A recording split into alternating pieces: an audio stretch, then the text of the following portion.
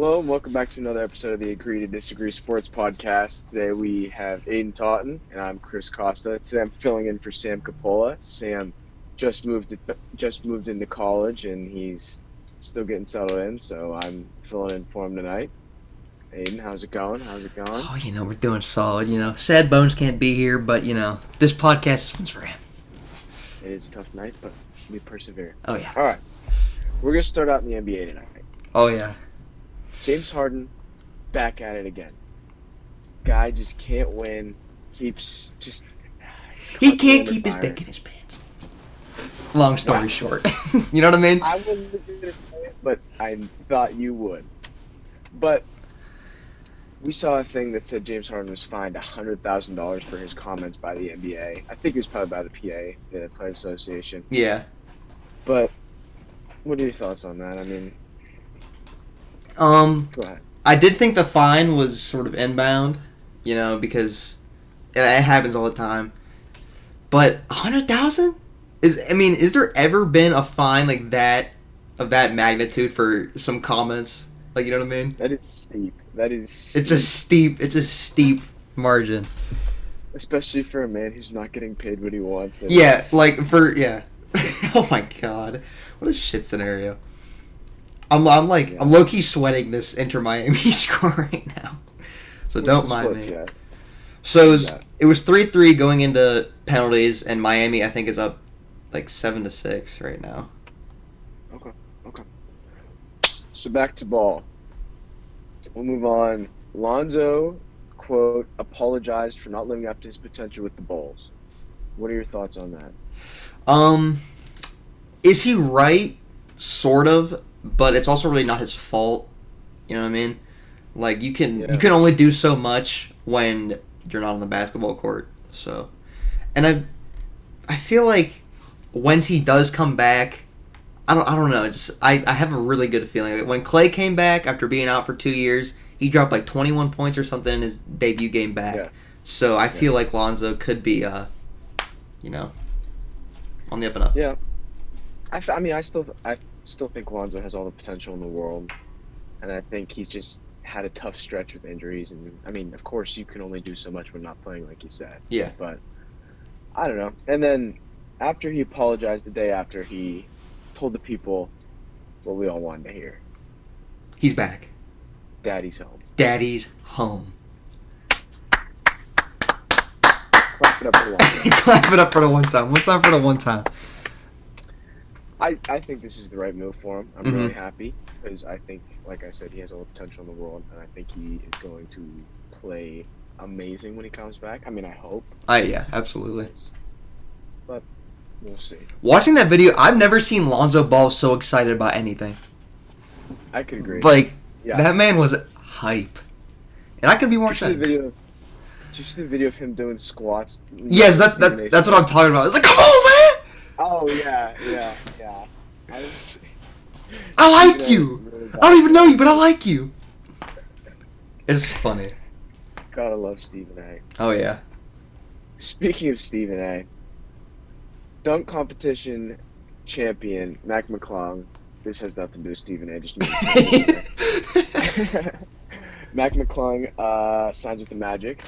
I mean, it's fitting of the little regime they got going on over there.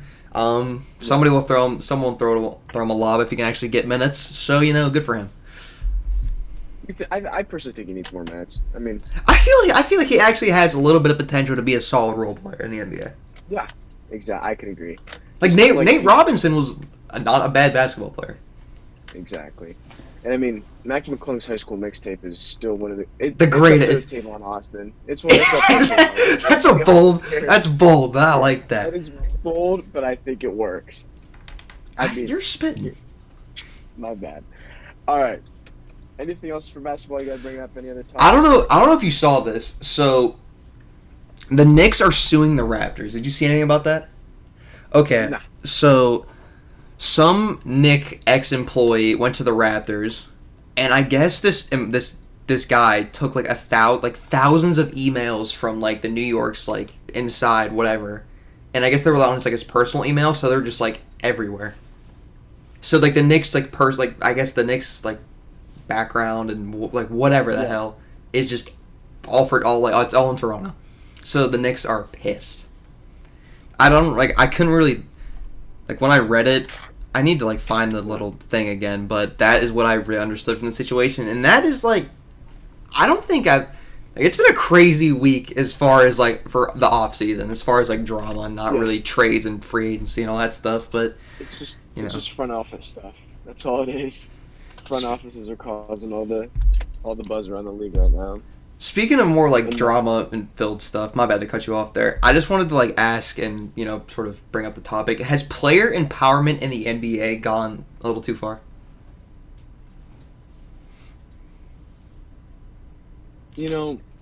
I feel like there are some divas in the NBA. Mm-hmm. And I'm not saying that, like, a player shouldn't get paid if they're playing well.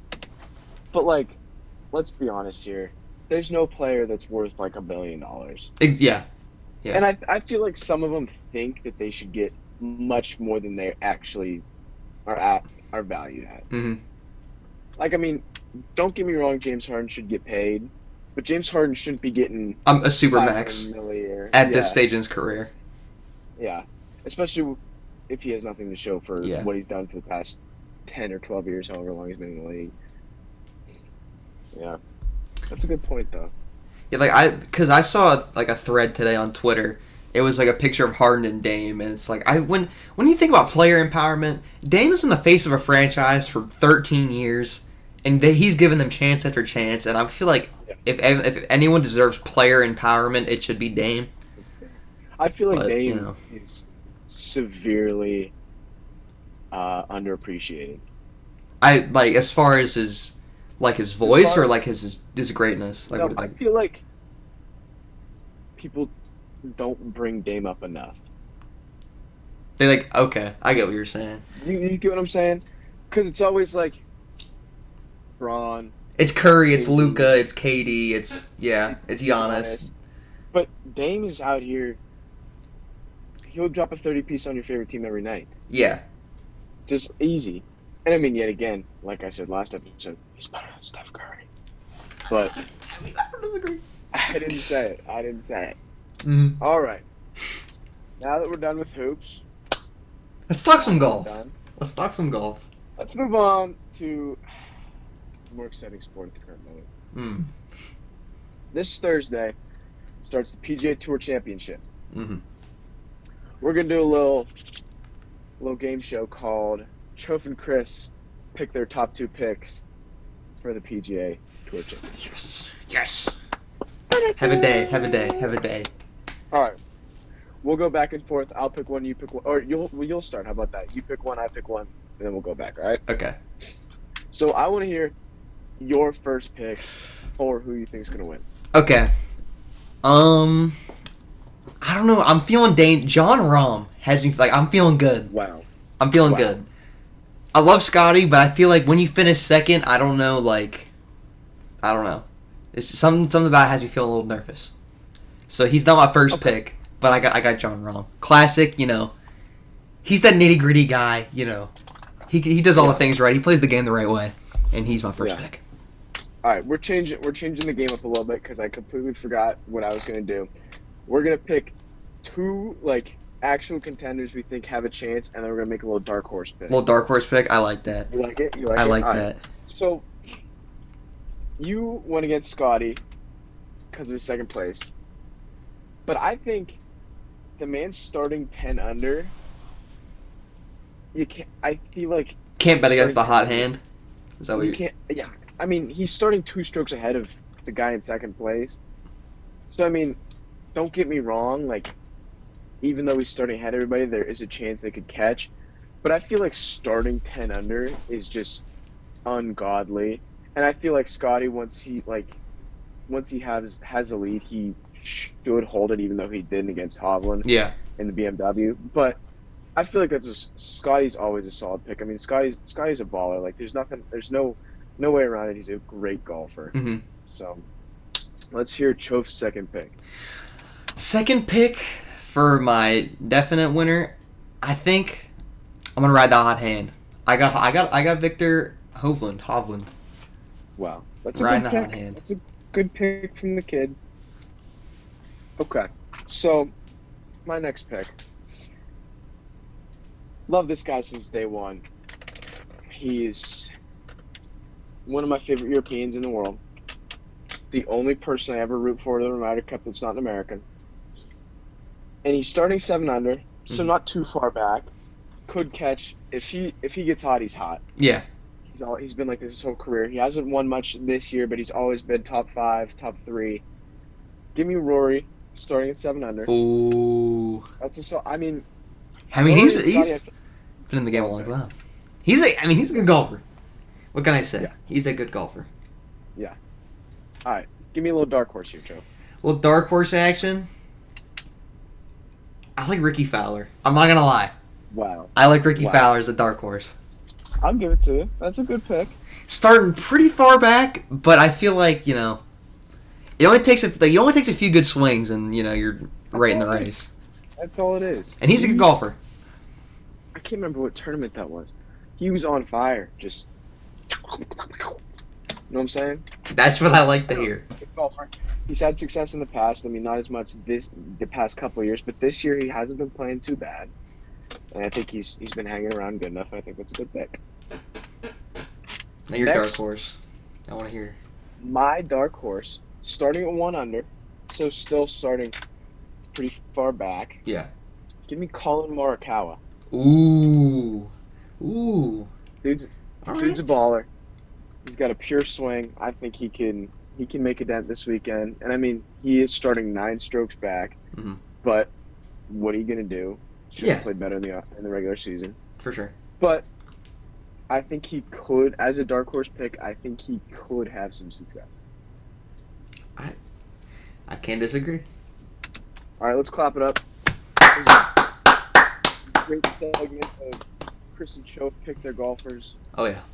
Now we're gonna move on to the best segment of our show, the NFL segment. The foosball. This is going to be the longest segment of the show. This is going to be the best segment of the show. And it contains the next 2 games. Doo-doo-doo. All right. We're going to start off with the low news. You ready? Baker. Today? Was it today or yesterday? That he got named starting QB? Yeah. Yesterday, I think. Pretty Yesterday, positive. Baker Mayfield got named starting quarterback at Tampa Bay Bucks. I feel like saw it from a mile away. Oh yeah, Kyle Trask is a bum. Kyle Trask's a bum. I mean, there's nothing around it. They have Kyle Trask, and I don't even know who their 3rd string is. But I mean, Baker's a baller. If he's hot, he's hot. If he's not, he's not. Yeah. That's just pretty much how he is. He's a very hit and miss quarterback. Yeah. I got a question for you. I completely forgot about this. But I saw today that Sam Darnold was named number 2. I was gonna bring that up. Niners. You know What me. do you think? You know me. You know I like some big cock Brock Purdy. You know what I mean? Don't get me wrong. That's the guy. Brock is gonna lead the Niners. I think they're gonna have a great year this year again. He finished so hot last year, and I think after he got the surgery, he's gonna be even stronger. Come back hotter. I mean, yeah. But what are your thoughts on Trey Lance getting bumped down to 3? Honestly, yeah, this is what I wanted to base this little segment around. Trey Lance, you get picked third overall just a few years ago. Hasn't got much burn, and when he was named the starter, goes down week 2 with a freak accident injury, and he's out for the rest of the year. And I feel like this kid, he has so much potential. I mean, he's 6'5", whatever. He's tall. He's athletic. Yeah. He's got a great arm strength, whatever you want to call it. But just hasn't been able to find his footing in a tough system. Not really a tough system, like a winning system. Like the Niners. And I guess when Brock Purdy came in, it was, Well, here's my question. Just in the last couple of years, Sam Darnold, playing for the Jets, sees ghosts. And now you're putting him at number 2? I mean, Trey Lance doesn't have a lot of experience, but I mean, you got to give the kid another shot. Yeah, when you pick him third overall, you mortgage all these picks and they do all this stuff before the draft that year, and you're just gonna put him at 3 behind Sam Darnold? I mean, and my thought process is that Brock's gonna take him through the whole year. Absolutely. But if they go up like 30 on the Ratbirds or something like that, or some bad team, then it wouldn't hurt for you to put in Trey Lance and give him, yeah. Because, I mean, has he played a lot in the preseason? I think he played the other night, and he was pretty decent. Him and Darnold both played. I think they both put up over 100 yards and threw a touchdown or so. So it's not like they were both serviceable. I mean, you could also argue that it's still early to name a second there. That's fair. I mean, watch him through the rest of the preseason, a little bit into the year to figure that out. But I've never been too big of a fan of Sam Darnold. I think he's a bit of a bum. He should be on like Ghostbusters or something, but it could just be me. All right. It's a very fair accusation. Time for the next game of the night. We have a list of 5 players. 5. These gentlemen could be on the move soon. Should be on the move soon. Honestly, yeah. Should be on the move. These gentlemen could be on the move soon, and we're going to figure out, we're going to rank them 1 to 5, which one we think needs to be gone, or should be gone, or needs a chance to see the most. Which one needs to go? Absolutely. Yes. Okay. So here, I'll write these down real quick. 4, 5. All right. So we're gonna start off. First player. I mean, we were just talking about him. First player, Trey Lance, gets named 3 in San Francisco.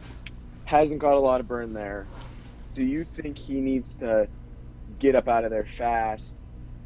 Go to a team who might be rebuilding or might be in need of a better quarterback? Do you think he needs to make a move, or do you think he should stay in San Fran and see if he can wait it out?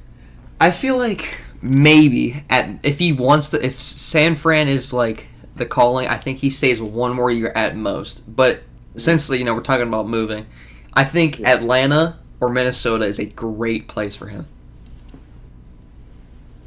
I think Atlanta is just quarterback situation's so messed up. Desmond Ritter it's Desmond Ritter. I don't know if Desmond Ritter is definitely not a starting quarterback. I think he is the one for them. I mean, he is, in a sense of that he's actually not a starting caliber quarterback is what you're yeah, for sure. And I mean, Marcus Mariota, for years. And then where he's at now? He's on Philly. I was watching a Philly preseason game the one day and I saw him scramble and I was like, "Is that Marcus Mariota?" Oh, I swear, really? Yeah, he's the QB on the Eagles now. It's a shame. I didn't know that. Yeah. So who else do they have in Atlanta now? Heineke. That's where he went. Okay. I'd take Taylor Heineke over Desmond Ritter. I'm being 100% honest right now. I could agree with you. Yeah. So I think since of 1 through 5, where are we putting Trey Lance on the list? I'm saying number 2 for right now. We can change the list around. I'm saying number 2 for right now. Trey Lance at number 2. Next, we're moving to one of the best defensive players I see. One of the best young defensive players, excuse me. On the commies currently. Commies are Sam Howell quarterback, Bedhead. What are you gonna do? Bedhead, can't do much. Got Chase Young here. Do we think Chase Young stays longer in Washington and waits for Bedhead to grow into his shoes and start to have success? Or do we think he goes to a better team to have a better chance at putting some hardware on the finger? I think he was a 2020 draft. So I think this is his last year. I don't think they picked up his 5th-year option, so I feel like he waits out this last year, and then I think he'll go and something like yeah. Because when go on. You got Jonathan Allen on that D line, he's good, and the rest of that defense is solid. So Chase Young hasn't really been able to stay on the football field, but when his rookie year he was great, but he hasn't really like done much since, and he hasn't been able to stay healthy and all this and that. Yeah, that never really helps. Like that goes back to like even when we were talking about Alonso earlier, like Yeah. if you're hurt, you can't really evaluate where you need to be and what you need to do. Mm-hmm. But I feel like Chase Young's a good player. The commies, I think if they figure a couple things out, they have potential to be a better team. In no sense are they going to be a good team or a great team anytime soon. Mm-hmm. I mean, unless something changes, they pick somebody up, whatever. But I think they'll be good eventually, but I don't think they're going to be great. Yeah. So I think he could wait it out and see if that works. Maybe, I think, like you said, finish this year, and then if they don't do so hot this year, I think he could ship. Because he has the talent. He has he has everything that you want as a football player. Hasn't been able to do it yet, but a change of scenery could definitely help him out. Where does he look to get that change of scenery? Pittsburgh would be my no, I'm playing, but I wouldn't mind it over here. Don't get me wrong. I feel like he actually could thrive in Pittsburgh. I feel like they could put him on the interior. They could put him on the interior. Like imagine Highsmith, Watt, and then Young. That'd be dangerous. Throw Cam in there, that defensive line would destroy. I can't. I mean that's if you know you know. That's if you know you know right there. Yeah, just for those who know. I mean that's the Steelers pick. That might be a bit of bias talking. Is it realistic? Kinda. It's really not the most outlandish thing in the world, but yeah, you could have said not the Steelers. Yeah, you could have said anything. You could have said anything else. You could have said anything else. Yeah. So, what do you think on 1 to 5 in sense of necessity of leaving? Where do you think he lands himself? I'm thinking. Yeah, 3. 3. For right now. Because he's a young guy. He still has a lot of time left in the league. I'm hoping. Yeah. So. Yeah. Let's put it. He'll be on the higher echelon of the list. Yeah. All right. Next, we're moving on to player number 3, who already got permission to shop around, if I am not mistaken. Mm-hmm. Is Colts running back Jonathan Taylor. Yes. What do we think here, Jeff? We sort of talked about this last episode. Yeah, as we know, this guy is a stud. Offensive player of the year. He's he can go out of the backfield. He can, run and catch for a couple yards, get you some touchdowns. He's a great running back. He's up there. I'm thinking, him, Henry, McCaffrey are your top 3 right now. Maybe you throw Nick Chubb in there. Nick Chubb is definitely very good. Josh Jacobs obviously went off last year. There's, the running back scene, and Saquon, obviously, he's had a great year after being injured for however long. So the running back scene is, it's good. I feel bad that they don't get paid anything, but it's very, very good right now. Being a running back, there's a lot of talent there. So, where do I think he needs to go? Go ahead, my bad. I think, personally, Colts, dead end for Jonathan Taylor. Mm-hmm. I think he already got permission to look, but I think if he were to stay in Indy, that would be probably the worst thing he could do. That's a fair assumption. Because, Indy, there's nothing really there. The only really thing that is promising there is Anthony Richardson. Yeah. The defense is fine. DeForest Buckner and Jonathan Stewart on the D-line. Not bad over there. Nothing. Offensively, you have Anthony Richardson, and then Michael Pittman's good.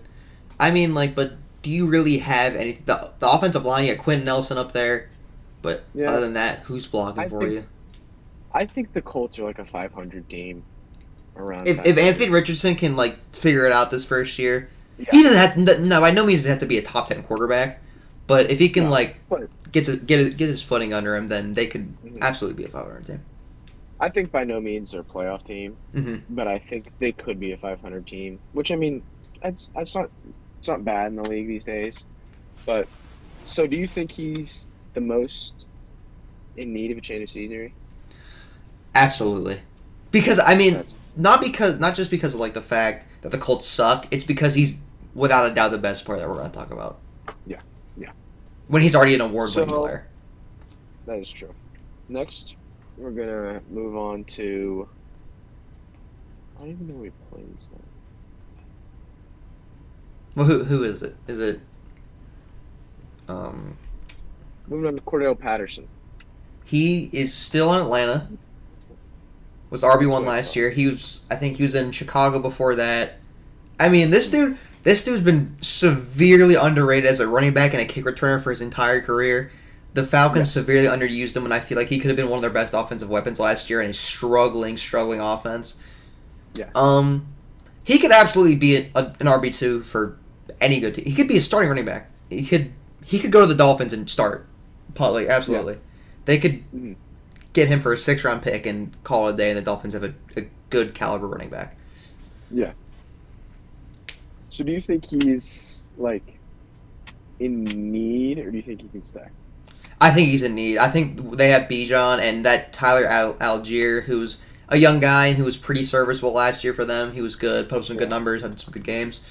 So Yeah. I think it's time for him to move on and find a place where he can get some burn. Yeah. I agree with you. Do you think that he deserves to go in the 4 or 5 spot, or do you think we should change a little something around? Um, I think for me, because I like him as a player, I think he should go at 5. I think he should be on the list. But when we finish this list up, that doesn't mean we can't change things around. Yeah. All right. So we'll toss good old Cordero on there right now. And then next up, we have who's next? David Bakhtiari. Obviously, very solid left tackle. Where he just Yes. play right there. He's a tackle. Played tackle for the Packers forever. I'm pretty sure he's been an All-Pro. He's been protecting Aaron Rodgers for freaking 13 years or whatever. Very, very good. Still has a lot left in the tank, I think. And I think that any team should be calling the phone and wanting to get this guy. Well, I was gonna ask you. My question was gonna be, do you think that retirement is an option? And you seem to think you think he's got a lot left. I think he's got a couple. I mean, like we saw Teron Armstead got a huge deal, and Trent Williams got a huge deal. So I mean, I think these like all pro caliber tackles, Zach Martin is another good example. Yeah. Like these guys, when you're like and up there, when you're a tier 1, I'd say Mhm. offensive lineman, I feel like Yeah. you could play till you're freaking 35. So Yeah. I feel like he's still got a couple good years left on him. Do you think he? I think. So who's gonna be? Is Jordan Love gonna be the Packers starting I quarterback? think Jordan Love is the one. So. Do you think he needs to leave because that quarterback situation is too bad, or do you think that he could stay, be the veteran presence that they might need on that team now that Aaron Rodgers isn't there? If he wants to go, I mean, because I think he could absolutely be a starting caliber tackle and be an all-pro caliber tackle. Not all-pro, I mean Pro Bowl caliber tackle, whatever you want to call it. Yeah. And on any other team, unless he wants to stay loyal and just protect Jordan Love, give him, like you said, a veteran presence on the O-line and like in the locker room, and be someone who will be good at protecting him, probably like the rest of that O-line will be. So Yeah. So do you think he could stay at the 4 spot, or do you think he needs to move around? I think 4 is a good spot for him. When you talk about our two young guys and obviously the offensive player of the year that we had ahead of him, I think 4 is a fair spot. Okay. So I'll read the list here in a second, and then we'll see if we think we need to make any changes or if we're spot on. You ready? Mhm. Number 1, we got Jonathan Taylor. Of course. No denying. Number 2, we have Trey Lance. Number 3, we have Chase Young. Number 4, we have David Bakhtiari. Mhm. Number 5, we have Cordell Patterson. I like Do you that. think there needs to be any changes, any movement, any schmovement? I like it the way it is. I could see it. I could agree with you. All right. Now that we're done with that game, we're going to move into more news, more breaking news as of 1 day ago. Jackson Smith and Jigba, or however you happen to say that. He broke his wrist or broke something in his wrist. He's having wrist surgery. 3 to 4 weeks, I think it was. That's what I saw. Don't know if he's going to play week 1. What do we think here, Joe? We talk about a guy, who picked pretty high and, highly touted out of this draft. It sucks because I think he's absolutely going to be a top 3 receiver in this draft class behind, Pitt's very own Jordan Addison. I mean, what else can you say? Traitor. Still fuck that guy because of the USC thing. I ain't gonna lie to you. No. But, traitor. Yeah. It sucks for him because I feel like he's obviously in college this guy was a monster. Mm-hmm. But I've seen like reports. I feel like it's kind of like progressed throughout the day as like it's a long shot. Now it might be whatever, and now it's kind of close that he actually might play week 1. So we don't really know where he's at as far as the timeline. Well, like as like of when he's gonna play, but 3 to 4 weeks does sound like the recovery time for his injury. Yeah. All right. Now that we have all the news out of the way, now it's time for the game, the moment you all been waiting for. Fantasy Draft. The A2D AFC only fantasy draft. So, the way this is going to work, we each get 5 picks, AFC only, quarterback, running back, wide receiver, tight end, and defense. Yes. I'll let you go first. I was gonna let you go first because you happened to win the debate last episode. Oh, that works. That works with me. Yeah, I'm gonna set up my note here. Yeah, so let me get my big board up here, so I can get the pick straight. Get a little. Yeah, so let me get my like roster thing up here. Defense. All right. You have the first pick, good sir. The first pick in the 2023 A2D AFC Fantasy Draft. Chris Costa's proudly select from the Buffalo Bills. Ooh. Josh Allen. That's a good pick. Good pick. Let me take him off the board here. That's, Yeah. Great quarterback. Any words of wisdom for your guy coming in here? Storied franchise, obviously, with the Costas, just... Mm-hmm. What kind of shoes does he have to fill? The quarterback position is a very important position for the Costas. Josh Allen, don't quite like him as much as I could since he's plays for the Bills. Mm-hmm. Rollers, but Josh Allen, still a good player, still on the roster. We'll see how he pans out. Any expectations for this guy this year coming into the season? I think Josh could have a big year this year. I think the Bills could have a big year this year. I think the Bills need to have a big year. I think that the last couple of years they've gotten close, but I think they haven't come over the top yet of where they should be, where they need to be. And I think this year they could do it, but I feel like if they don't do it this year or next year, I feel like they're going to run out and people get traded away, people retire, people leave. Mm-hmm. Then I think they might be out of business. It's fair enough. So I'll let you lead here. You can have the next pick, sir. Since we're not actually in a fantasy league and we're just doing a little draft, I feel like Pat Mahomes is the only logical choice. Yeah, I could agree with you. Because this is not how I would draft. I would definitely not draft a quarterback. Oh yeah, absolutely not. It's running back first always. But when you talk about Patrick Mahomes, obviously MVP last year, wins the Super Bowl last year, all this and that. Coming into this year, the Chiefs, they're going to be good. We always know they're going to be good as long as Patrick Mahomes is there. So, will I think he win MVP again? Probably not. I feel like maybe a little voters fatigue. maybe someone else has a big year, maybe like Josh Allen or a Joe Burrow or Jalen Hurts, maybe even Trevor Lawrence. There's a lot of. I think the AFC especially is very, very it's very, quarterback heavy with a lot of talent, Yes. and they're like the higher echelon of quarterbacks in the AFC. So Patrick Mahomes is my first pick. All right. With the third pick in the A2D AFC Fantasy Draft, the Chris Costas probably select from the Tennessee Titans, Derrick Henry. Ooh, good pick. Good pick. Thank you. Take him off the board. I mean, there's really not much I have to say here. I mean, just runs anything and everything over. I feel like he's one of the stronger running back. I think he is the strongest running back in the league, and you can't stop him. I mean, if he stays healthy all year, Titans have a good year. I think that he is top notch. So that's my second pick of the draft. Very valid. Very valid. I don't know why I got 10 of every position, considering there's only 2 of us. I was planning for more, but look it. So with my second pick, I'm going to go a different route. I'm going to go a little wide receiver action, and I will be taking Jamar Chase off the board.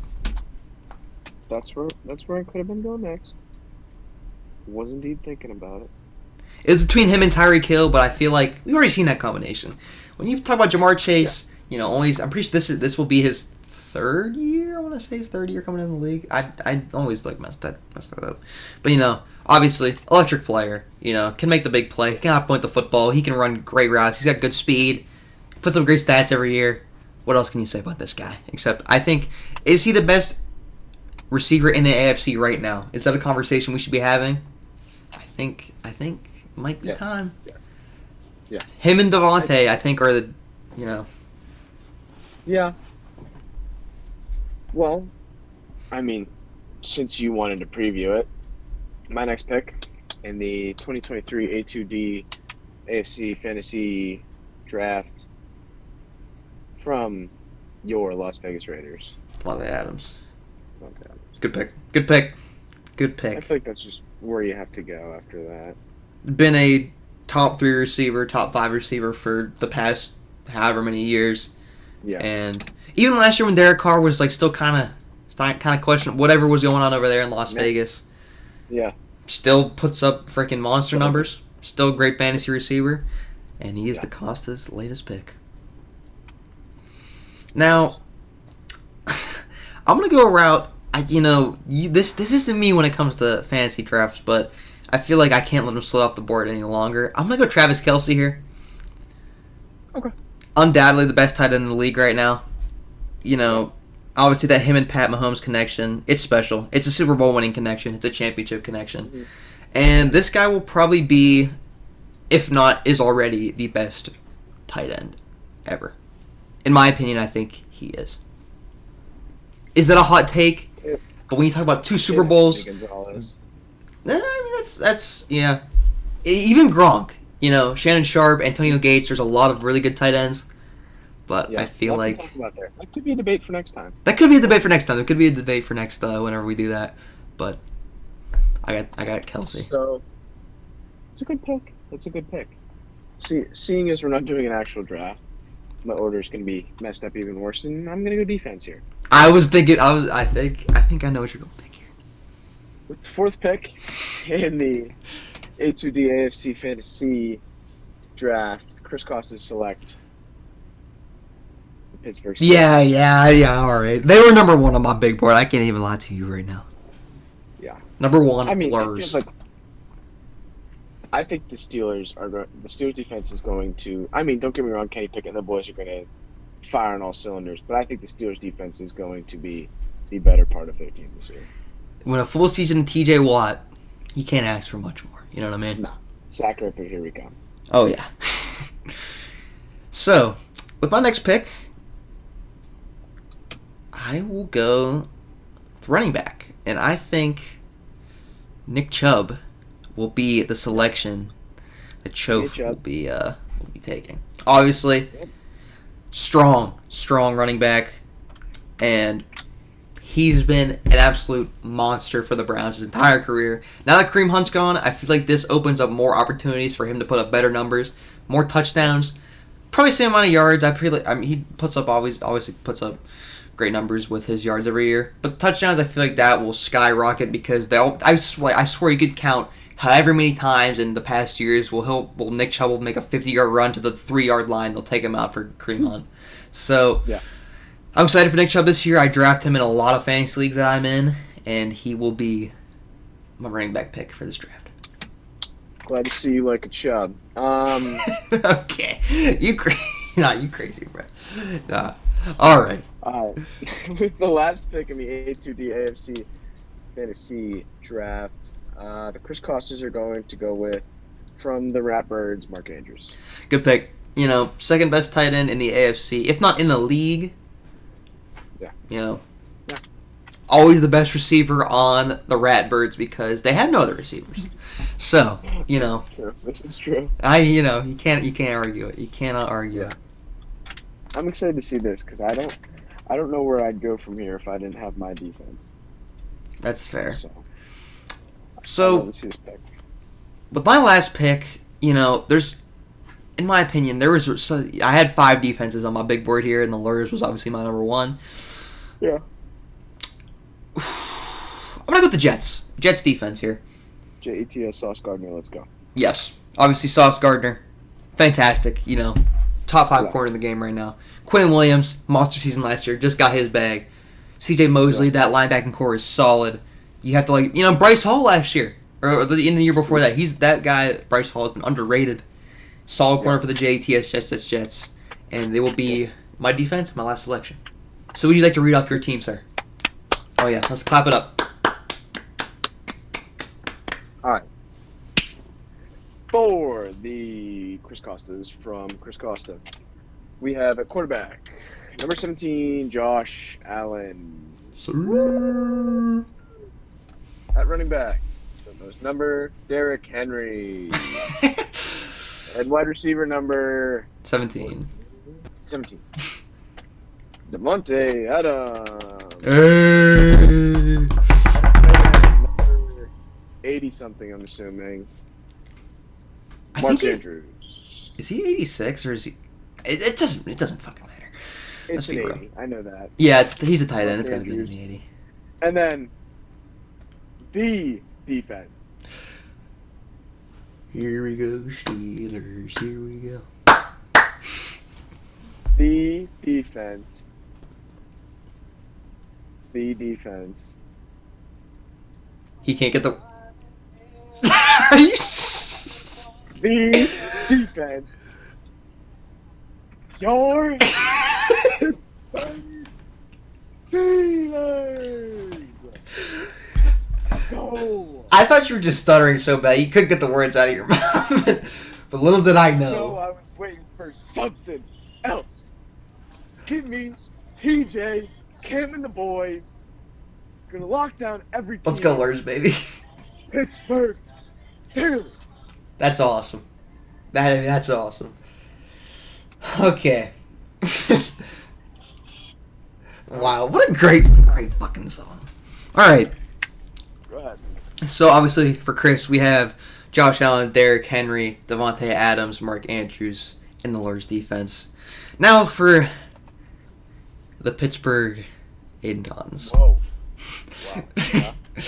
We have at quarterback number 15, Patrick Mahomes, obviously a Hall of Famer, great quarterback, fantastic guy, sounds like Kermit. Can't want much more from the guy.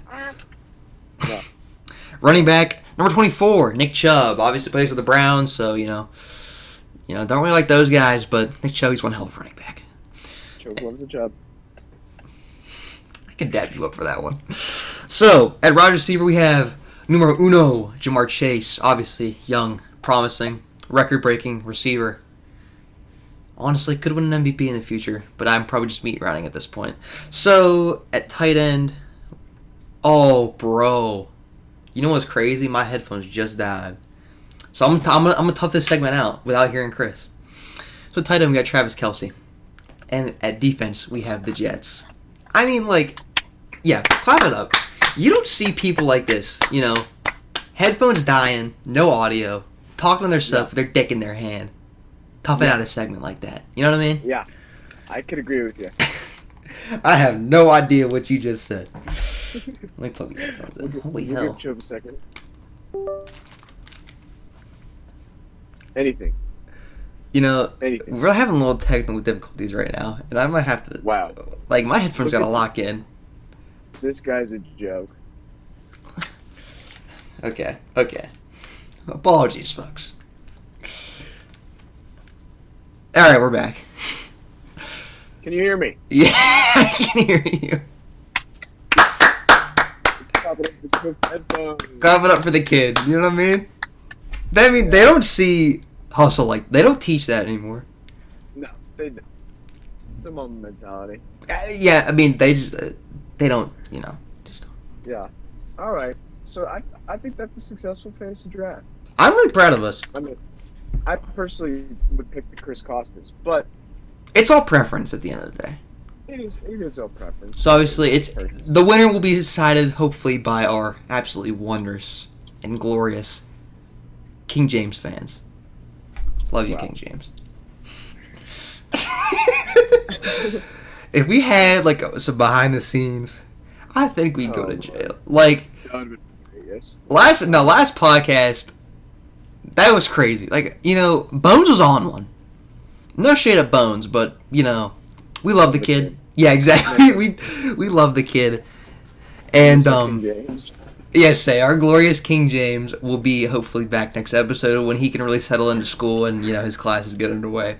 But hey, we miss King James. Yep. All right. Anything else we think we need to go over?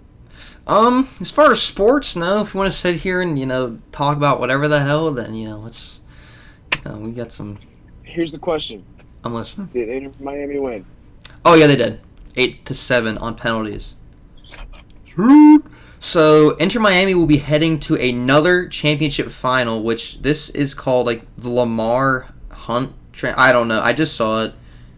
Hold on. Give me like half a second to actually know what this shit's called. Oh, it's called the U.S. Open Cup. I'm actually stupid. So Miami heading to another championship. Messi did not score, but he did provide some assists. Looking at his stat line, he had 65 passes and 55 he completed. Like is that a? You can't teach that. You can't. They don't teach that. 2 assists for the little man. Can't even teach that. You can't. Who do they play in the U.S. Open? They just played Cincinnati and Joe Burrow.